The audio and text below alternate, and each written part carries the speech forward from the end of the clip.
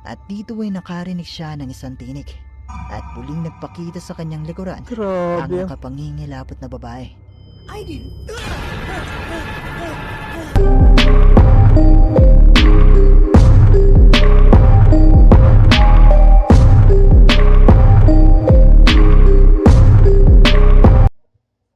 Hello YouTube, welcome back to my channel. Another reaction ulit tayo ngayon. So, hindi ko nababasahin kung ano yung pamagat na to. Kayo na bahala magbasa nito. So, ayun. Hindi na natin patatagalin dahil eto, panibago na naman yung kay Sir Crips. Dahil favorite natin tong ano to, itong mga video na to. So, yun. Subscribe na kayo kay Sir Crips at sa mga hindi pa nakasubscribe dyan, subscribe na kayo. So, hindi na natin patatagalin. Let's go.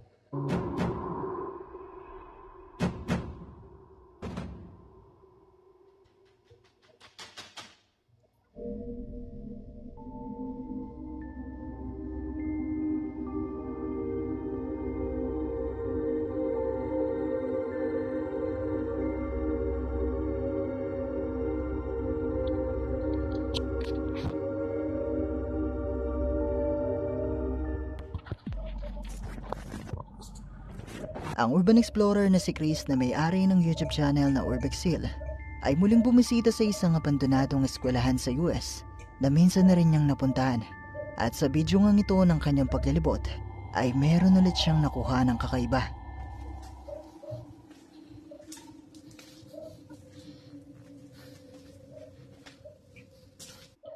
Wait lang, US yung ano niya, US yung napuntahan niya, pero yung parang caption ata o parang title ata nun, ano, parang Japanese. O, tignan natin to kung saan to.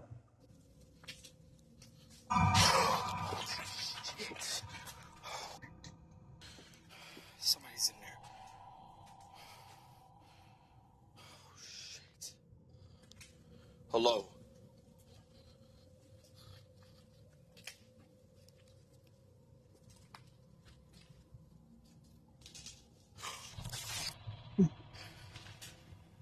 Oh, it's a toy. Oh my god, that scared the shit out of me.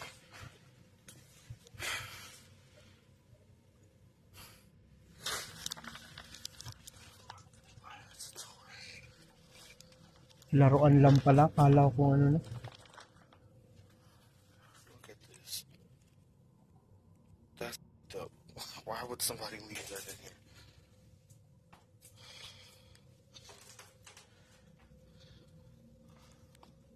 Make sure nobody's actually in here. Get that thing, man. That is creepy. Nagulat si Chris nang makita niya ang isang ito na parang isang tao na nakaharap sa kanya. Pero nang muli niya itong puntahan, ay napagalaman niya na isa lamang itong laruan o dekorasyon. Pero ang bakit natumba? nakapagtataka dito, ang bagay na ito na hindi natin alam kung kailan pa nakatayo, ay Oo nga. bigla na lang natumba nang muli siyang pumasok sa loob. Ayan, At sa pagpapatuloy,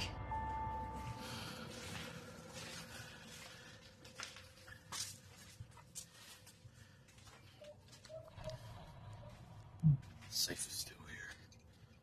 What's in it?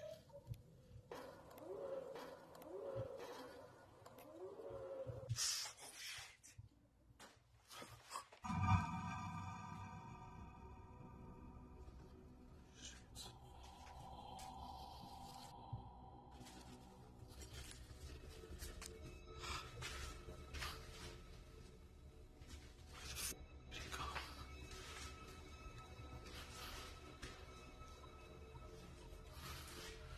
ano ba to? School o parang ano? Parang apartment? It was standing right here. Oo, nakatayo nga yun dyan. He's probably in this room.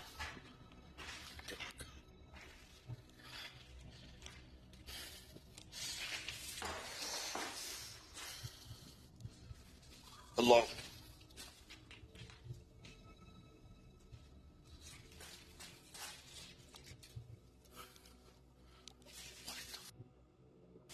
Where'd he go? Kakaiba yung school sa kanila. Oh. It's stuck. Hindi ano to, stock, parang stock room to. Where'd he go? Oh. Ay, ang daming gamit.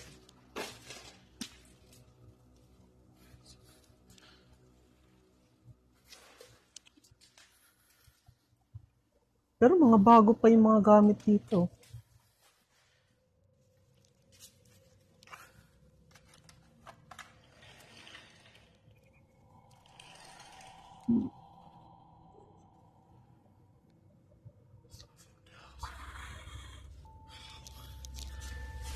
Sa bahaging ito pala ang makikita na mistulang may isang tao na nakatayo sa likuran ng salaming ito na hindi niya napansin ng mga oras na ito.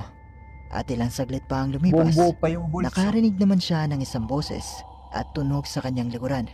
Dito ay nakita niyang gumalaw ang imahe ng mistulang isang tao na kanina ay nakatayo lang sa likuran ng salamin. Sinubukan pa niyang puntahan at hanapin kung saan ito nagtungo, pero hindi niya na ito nakita ulit at tila naglaho ito na parang bula.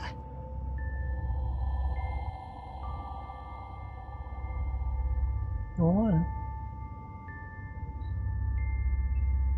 Klaro, ayan.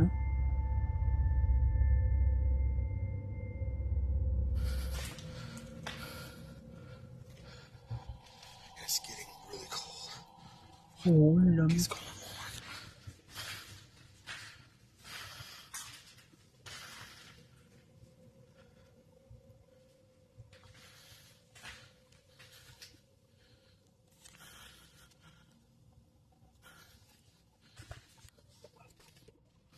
I remember the last time it exploded. Oh shit. Uy, may tumakbo. Hello?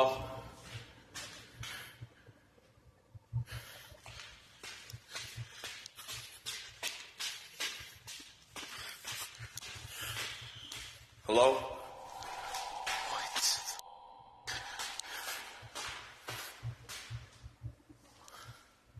Okay, I know I heard somebody coming down. Habang paalis na si Chris sa abandonadong eskwelahan, ay nakarinig naman siya ng mga yabag ng mistulang isang tao na nagmamadaling bumaba sa hagdanan. Pero nang sinubukan niya itong harapin, Wala rin. ay wala naman siyang nakitang tao na naroon. Dito na siya nagpasyang umalis at iwan ang abandonadong eskwelahan. Pero ang mga nakuhanan kaya ni Chris ay magpapatunay na totoong haunted ang abandonadong eskwelahan na ito. Ayun. Isa nga kayang multong nakuhanan niya sa likuran ng salaming ito? Kayo, ano sa tingin niyo?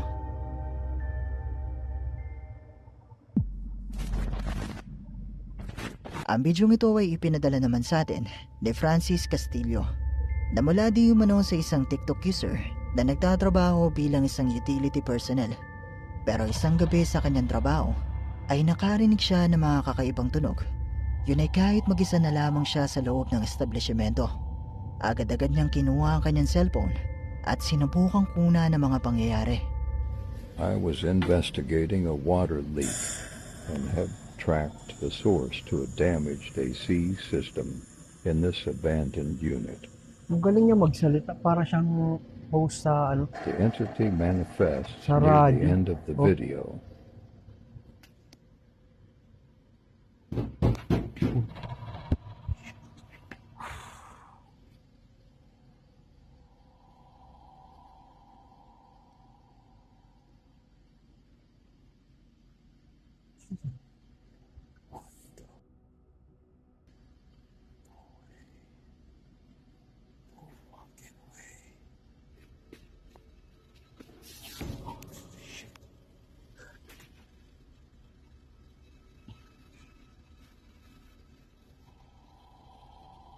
Grabe, lakas naman.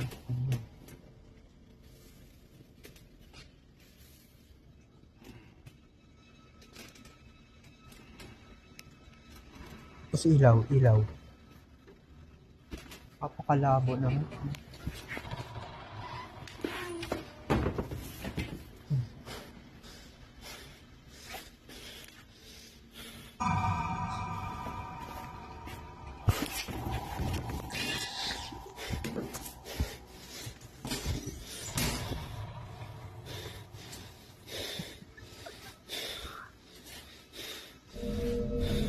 Mahampas niya ba yan?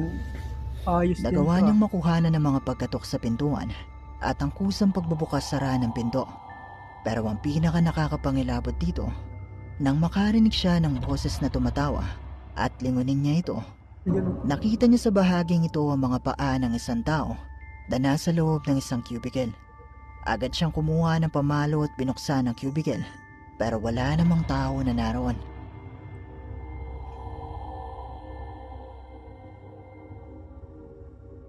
Ang ganda naman ng paa nito.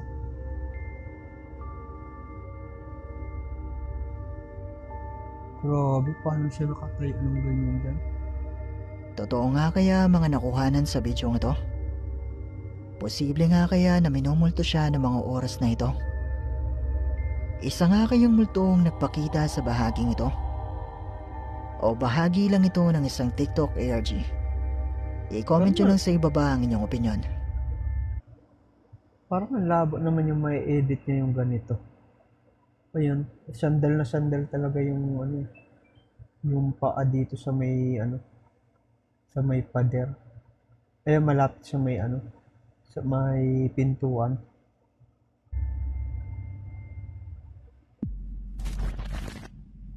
Ay, ito, Ang ito. bidyong ito ay Ito, totoo yan. Pag yan, mga factory, yan.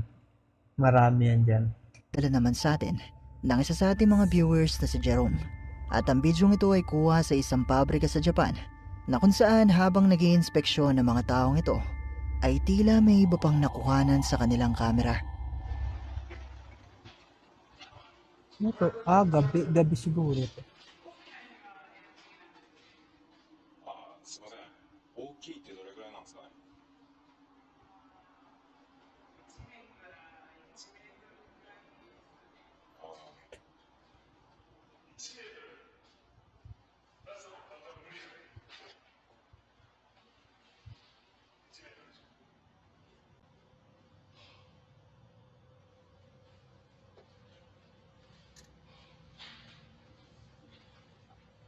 Pag talaga mga Japanese.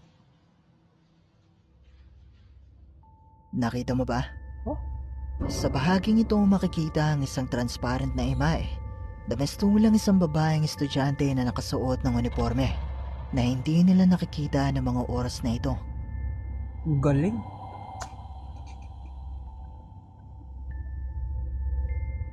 Oo nga, no?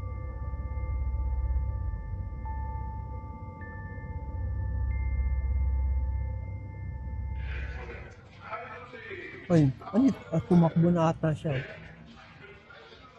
Ay, hindi. Tanghaling tapat.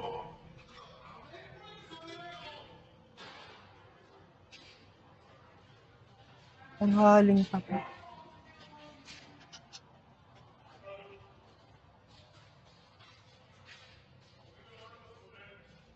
Natakot, please.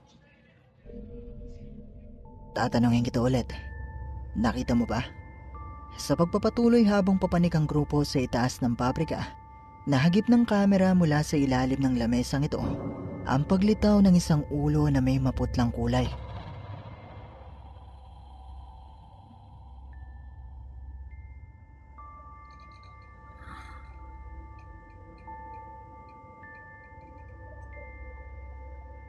Oo, no. Hindi lang Ayon kay sinasabi Jerome, ko hindi niya na maalala kung saan niya ito nakuha. Kaya naman wala na akong iba pang nakuhang impormasyon tungkol sa bidyong ito. Pero mga multo nga kaya ang nakuhanan sa loob ng pabrikang ito? Kayo, ano sa tingin niyo ang mga imaheng ito? Wait, napansin ko na 80% sa mga viewers ay hindi pa nakasubscribe sa mga nakakatakot na videos ang paparating. Ang bidyong ito ay ipinadala naman sa atin ng isa sa ating mga viewers na si Vincent Bayani at mula di umano ito sa dalawang Arabian Ghost Hunter na bumisita sa isang abandonadong gusali na pinaniniwalaang pinamamahaya ng isang jinn. هاي الغرفة هاي أنا مستحيل أموتها.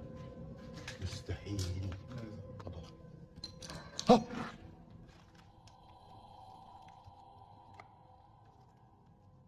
بسم الله.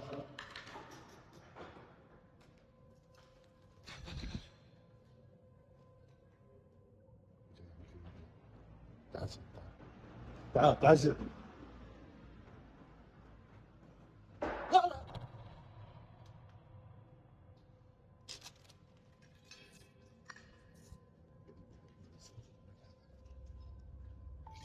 Nagumpisang makarinig ang dalawang ghost hunter na mga tunog, pero wala naman silang nakikita na posibleng gumagawa nito. Hanggang sa nabagpasya nila na magtungo sa iba pang bahagi ng gusali na kung saan nakuha na nila ito. دقيقة ايش هذا؟ ايش هذا؟ ايش هذا؟ ايش هذا؟ Nakasi.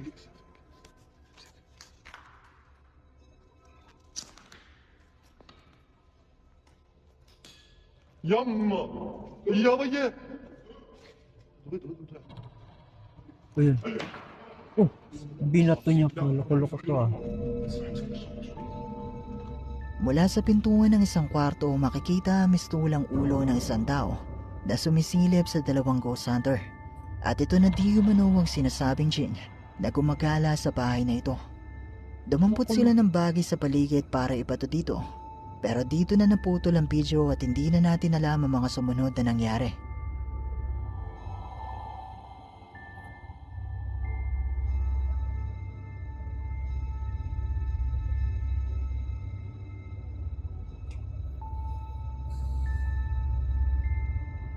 Totoo nga kaya mga nakuhanan ng mga Arabian Ghost Hunters na ito? Isa nga kayang Jin ang nagparamdam at nagpakita sa kanila sa bidyong ito? Kayo na ang bahalang umusga. Binato niya kasi. Ba't naman binato? Family. Sina Tomo Watiro ng Japanese YouTube channel na Umaga Toka Film ay kinontak ng isang lalaki na tinago nila sa pangalang Mr. Tajima para paimbestigahan ang isang bahay na dating pagmamay-ari ng kanyang tiyuhin. Ayon sa kwento ni Mr. Magkaiba pala yung una kanina tsaka itong ngayon. Panibago na naman to. Kaya pala nakakalito yung kanina kasi ang tawag dito parang sa Amerika ata siya ginawa. Tapos ito naman yung sa Japan. Tajima, ang kanyang tiyuhin kasama ang asawa at anak nitong babae ay masayang namumuhay noon sa bahay na ito.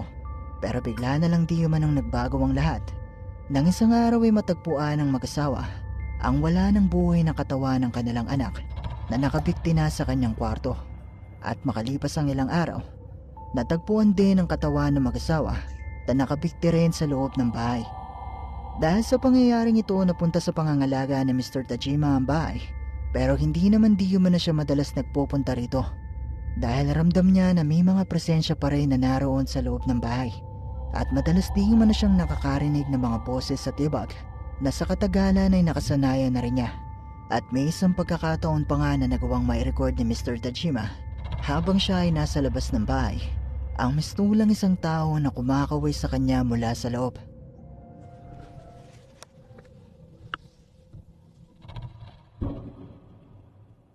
Ang labo.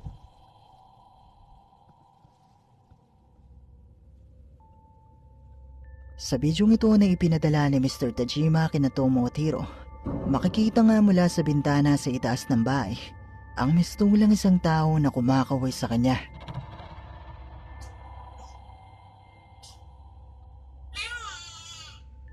Oo.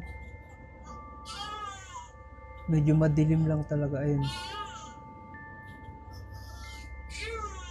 Ayon kay Mr. Tajima, sinubukan niya itong ikwento at ipakita sa kanyang mga kaibigan. Pero wala naman sa mga ito ang naniwala sa kanya. Kaya naman inimbitahan niya ang isa sa kanyang mga kaibigan para pumasok sa loob ng bahay at masaksihan mismo kung totoo nga ba ang kanyang mga kwento.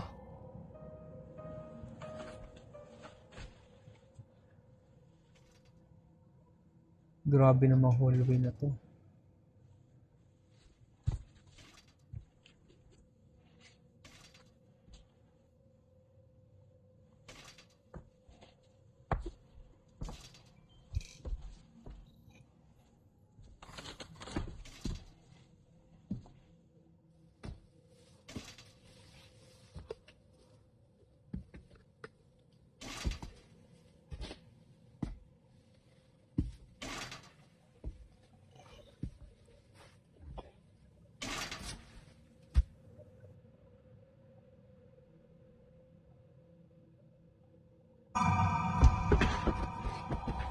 Butak.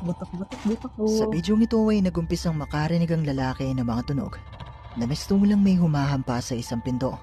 Sinubukan niyang hanapin ang pinagmumulan nito at dito ay nakita niyang humakbang ang isang maputlang paa na mistulang may tao na bumababa sa hagdanan. Dito na siya napatakbo at hindi na ulit pumasok sa loob ng abandonadong bahay. Sino ba naman ang babalik pa dyan?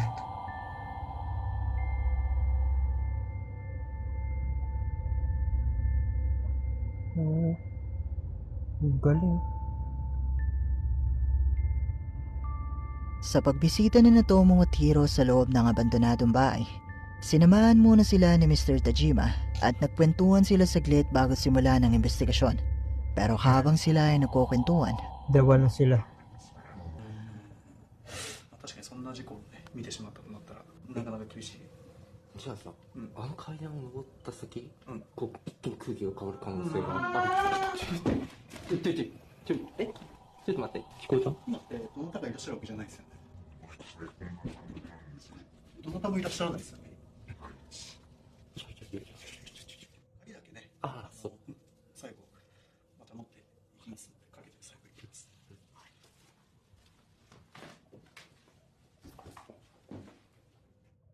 でもやっぱそれも子供用みたいな感じがするよね。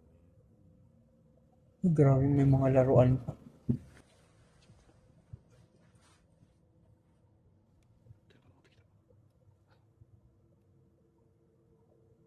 Ah,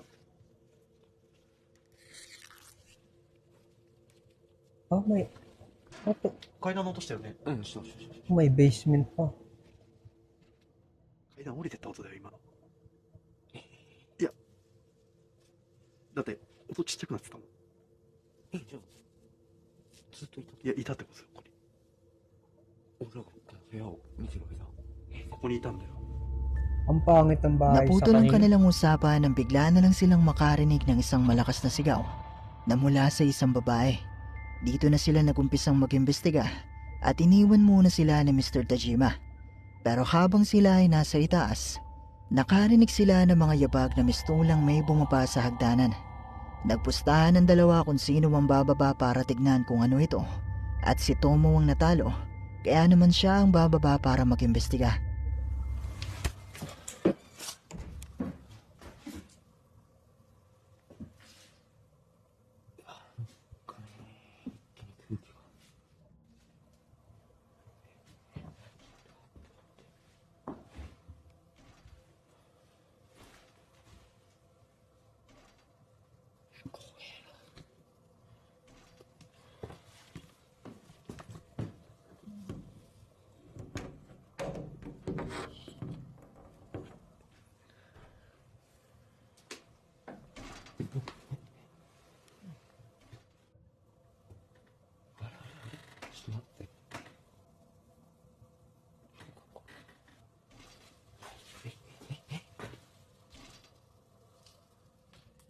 うわ、ちょっと待って、なんか俺すげえ嫌なもん見つけたかも。この人形あるじゃないですか。なんか下にあるんですよね。誰が私は幸せですって書いて、誰が嘘つけって書いたのか、ちょっとそれが気になるので調べてみたいと思います。すげえ量だな、これ。私は幸せです。嘘つけ。私は幸せです。嘘つけ。私は幸せです。嘘つけ。ちょっとじゃあもうトモさん迎えに。 Habang nasa ibaba si Tomo ay nakarinig siya ng mga tunog. Nakatulad sa mga tunog na maririnig sa video ng kaibigan ni Mr. Tajima. Pero wala naman siyang nakikita na posibleng gumagawa ng mga tunog na ito. Samantala, habang si Hiro ay nag-iisa sa itaas at binabasa ang mga nakasulat sa papel na ito, makikita sa bahaging ito ang mistulang mukha ng isang tao.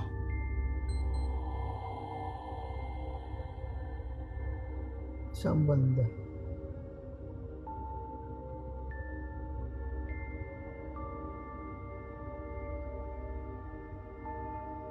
Ang mga tunog at boses kayang ito na naidokumento sa loob ng bahay ay indikasyon na posibleng haunted nga ang bahay na ito. Ang pamilya nga kaya na nagpikte ang nagmumulto ngayon sa bahay na ito. Mga multo nga kaya nila ang nakuhanan sa mga bidyong ito. Kayo, ano sa palagay nyo? Ang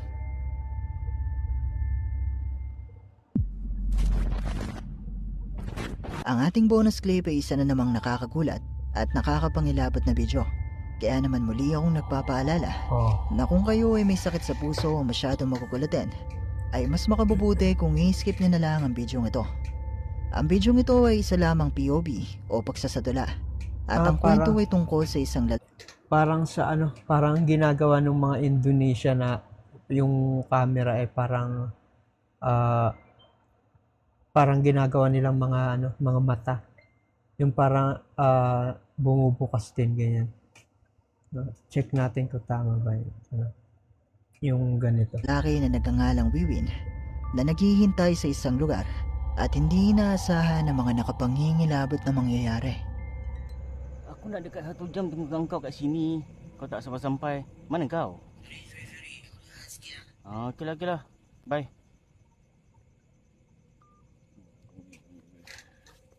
Oi. Ya Allah kau ni. Aku tempoh Lokman lah. Dalawa sila. Mana ada? Penat deal aku macam gini. Asal juga muka macam telur basi ni. Mahilig sila sa ganyan. Mga POV. Alah. Aziz. Deal. Mana? Tu. Biarlah. Jom kita jawab. Ano meron doon?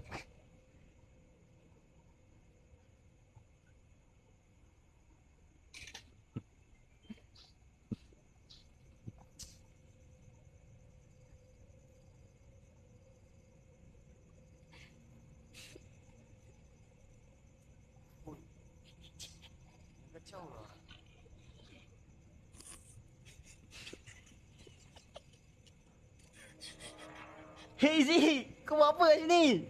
Tropa Kau nila. dengan Cikis. Asal kau tengok aku? Tak happy? Kulakas man trip yun. Habang kausap ni Wiwi ng kanyang kaibigan na si Aidil, nakita niya ang isa pa nilang kaibigan na si Asik. Sinundan niya ito para kulitin pero nang buksan niya ang puting tela, nagpakita sa kanyang harapan ng isang nakapangingilabot na babae at dahil dito siya ay nawala ng malay.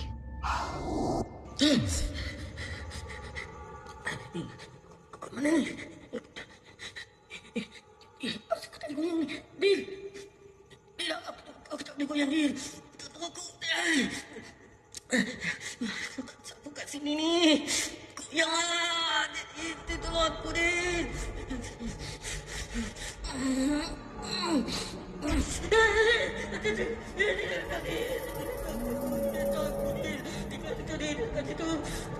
Dil, aku tak boleh goyang ni, Dil.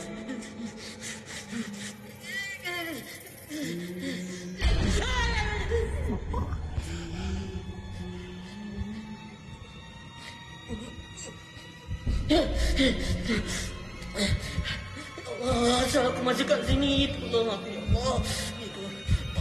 Aku yang kepada tolong aku lah, ya Allah. Bukan mana aku ni.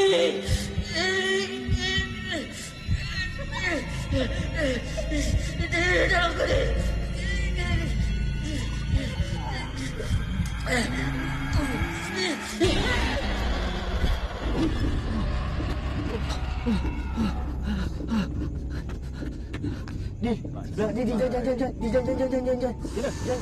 Nang mamulat si Wiwin sa isang panaginip ay muling nagpakita sa kanya ang babae na dumadaan sa bahaging ito at nagpakita sa kanyang harapan. Makalipas pa ang ilang segundo, muli itong nagpakita sa kanya na ngayon ay nasa kanyang paanan. Dito na nagising si Wiwin sa kanyang panaginip at niyaya si Aidil na umalis na sa lugar.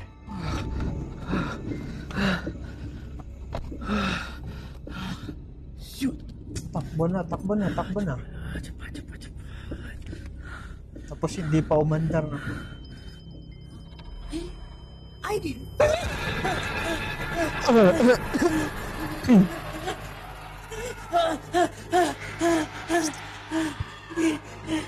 Dil, tunggu aku, Dil! Sa pagpasok ni Wiwin sa loob ng kotse, nakita niya ang babae na palapit mula sa kamera ng sasakyan at dito ay nakarinig siya ng isang tinig at muling nagpakita sa kanyang likuran ang Grabe. nakapangingilabot na babae. Aidil! Takbo.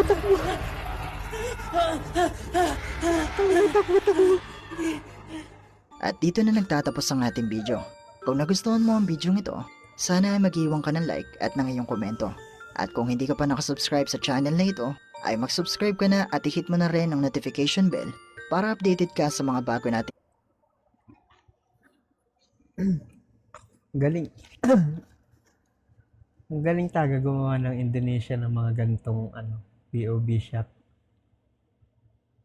So, dapat ready ka talaga pag mga ganitong clips. So, ayan, yun lang natin, reaction natin sa kayo ng bahalang humusga dyan kung ano sa palagay niya yung pinaka-extreme na mga paranormal yan sa clips na yan. So, ayun, hindi natin patatagalin at see you ulit sa mga susunod na reaction video natin. So,